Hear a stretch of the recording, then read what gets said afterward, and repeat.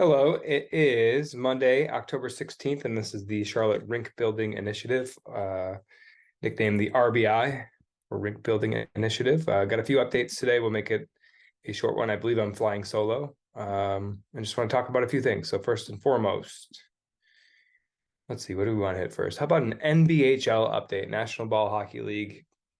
Why do we update this on the Rink Building Initiative? Just because this is another way to offer a different level of experience at the for ball hockey in the region here. And the more we play at this level, the more legitimacy it brings to the region.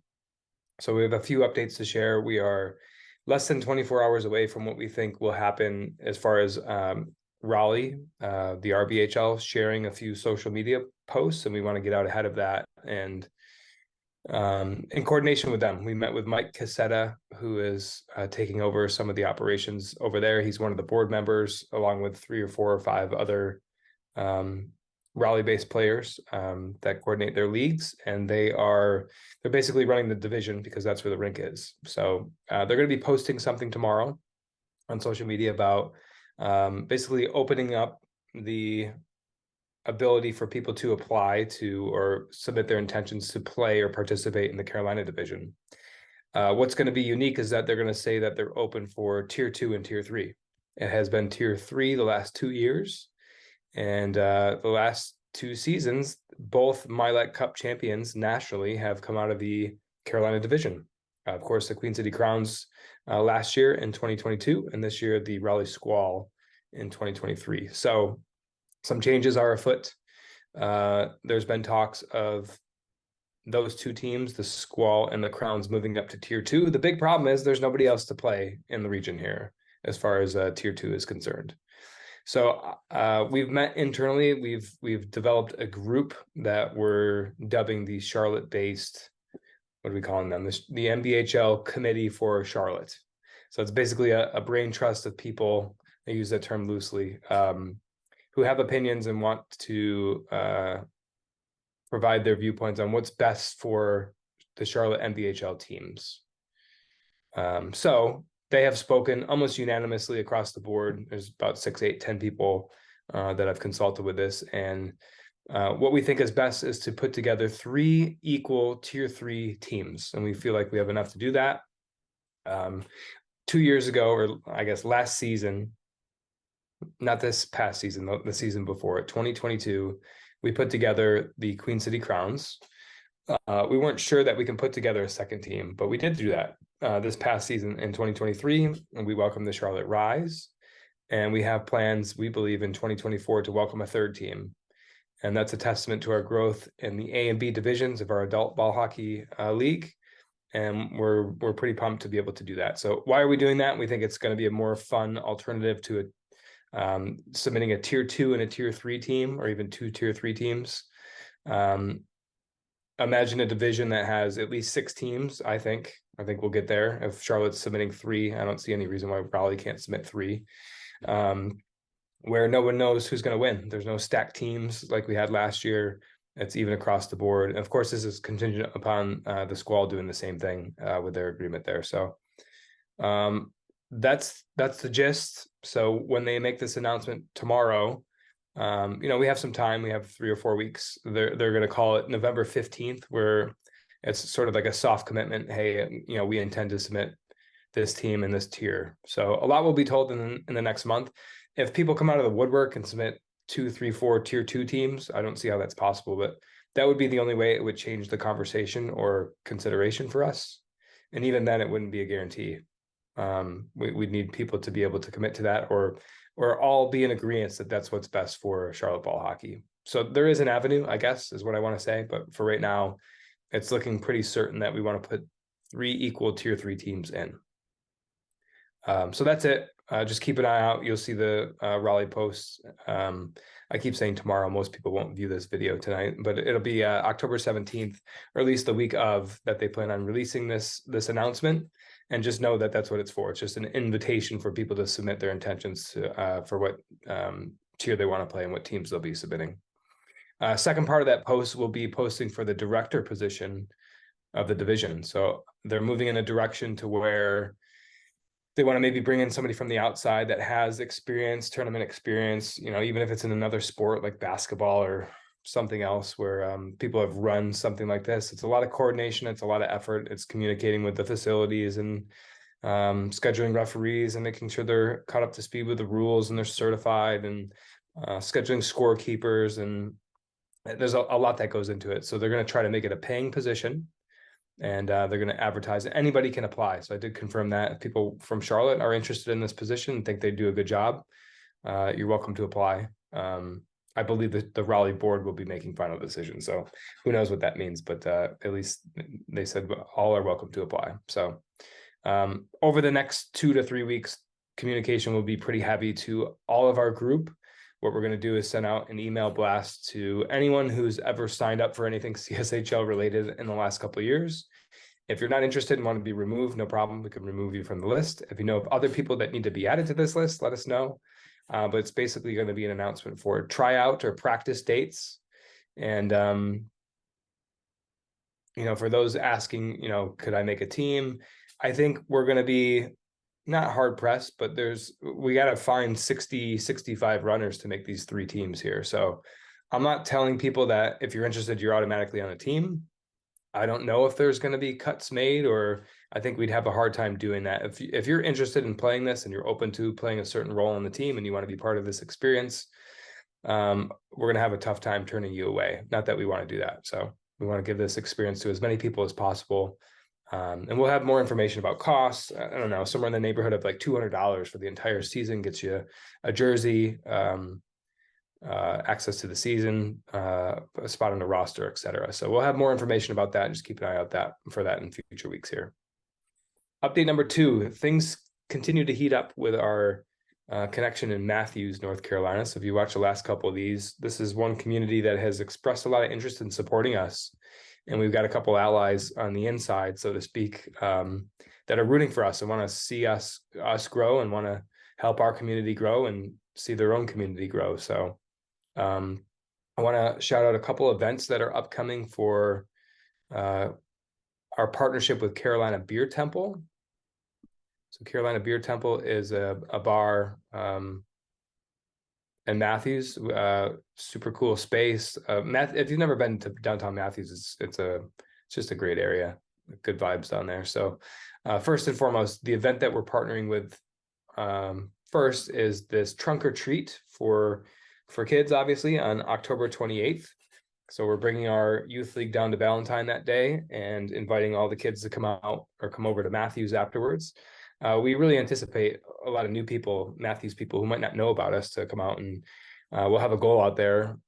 Just do a couple stick handling drills, take a shot on goal, and learn about our program and just be involved in the Matthews community there. So that's from 12 to 5. At night for adults, they have the zombie crawl. So this could be fun as well. Anybody wants to participate, so tickets are only $18. So those are 2 events that we're really looking forward to. I also wanted to bring up our Facebook page. So as you can see, we posted this on our Facebook page, just shouting out if you want to get involved, if you want to attend these events. And who commented is this Christopher Truster here, who's been our main point of contact. He's basically the events coordinator over there. And he's got a lot of great ideas, and he loves what we're doing. He's a big hockey fan, along with the GM over there. It says CSHL is a big partner of ours at CBT, and we look forward to helping CSHL build their membership and introduce them to a wider audience because we believe in them. So, I mean, this is so refreshing from some of the doors being shut in our face in recent weeks and months and years for potential community partnerships. So we really want to grow this thing. This is something that we have their attention for. We're in constant communication with the Parks and Rec department. And there's potentially space in some of these parks for rinks to be built. So we need to build and continue to build the demand for this and show that there's a need for it. And then if accomplished, what would that bring to the community? So there's things that we can do to show that over this next 12 months, I guess, is a timeline that I've heard. They're currently bidding out projects to vendors for what they call their Parks and Rec master plan. So just like a 10-year, this is what we want to accomplish with our Parks and Rec.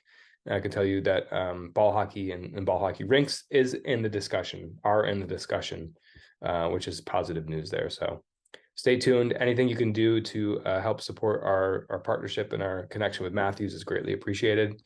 And the last event I want to share is we're hosting a NHL or a hockey night in Matthews.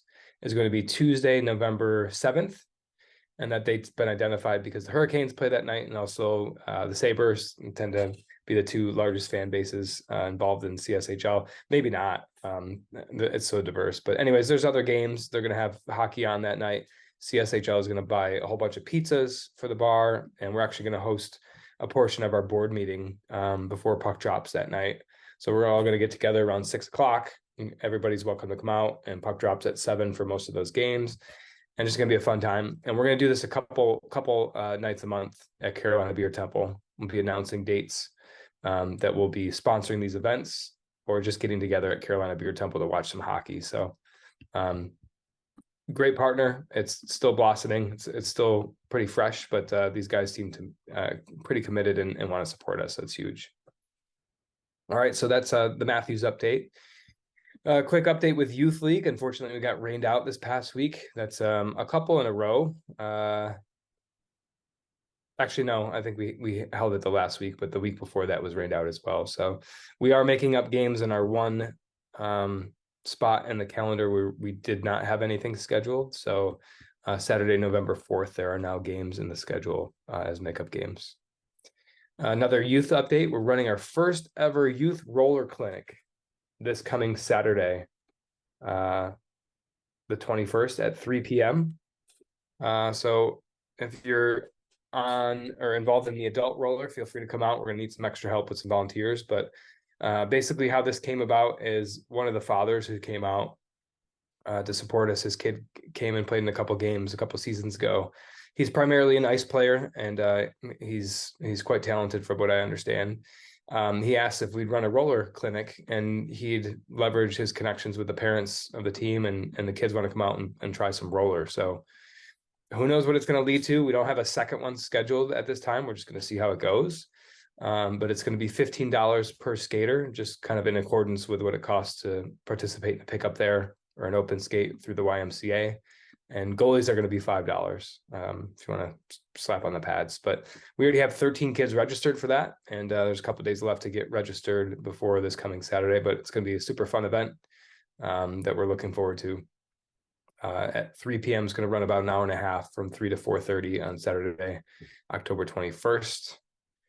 And our final update of the evening has to do with our biggest tournament celebration of the year, our annual Almost Winter Classic. I believe this is year 12?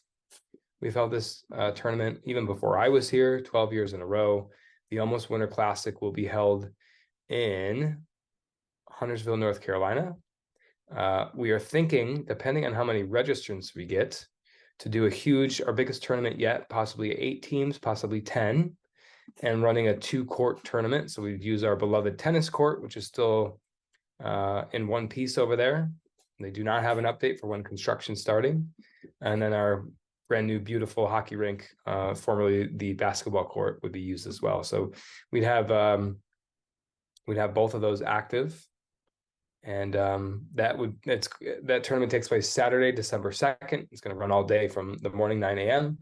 until we crown a winner, probably around 3 p.m., 4 p.m.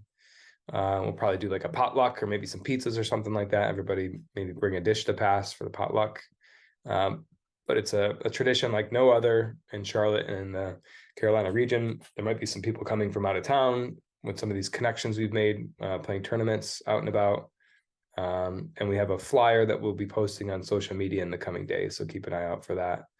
I'm actually looking for that right now just to see if I have it. Yeah, here we go. So shout out to CSHL founder, godfather, former CEO Lou Harviton, who put together this flyer here, the Rink of Dreams 2023 Almost Winter Classic Ball Hockey Tournament. Of course, this is showing that new rink, but we may be, if we have enough registrations, playing a 2-court tournament, which would be awesome, even if it is a tennis court. So we're pumped about that. Registration is going to open up as early as this weekend. So hint, hint, wink, wink. And we're still about 6 weeks away from that tournament, but it'll be here before we know it, and it's going to be a blast. Other than that, I think that we'll do it. I can't think of any other updates at this time. Super excited that we finally, as of the 1st of this month, with our addition of Ethan Pinto as the Chief Financial Officer, replacing Frank Lozzi. We have a fully staffed, at least executive board. Still looking for a couple other positions, community and or parent member. I'm sorry, parent and or community member, we'll call it. Somebody who wants to get involved almost peripherally, just give their opinions on what they see, what might be good ideas for the program, just kind of get their feet wet, maybe attend a board meeting quarterly, if not more often if they would like. And also looking for one of the following, either a youth program director or a chief executive officer. Currently I'm in both of those positions and loving both of them, but I think it's gotten to the point to where a handoff would be ideal and allow somebody to run with one of those positions. I frankly, I could see myself in either. I want to be involved in the youth program and grow that. But if anybody has any interest in that, we will be posting some of these positions once again on social media in the coming days. So anyways, that's it.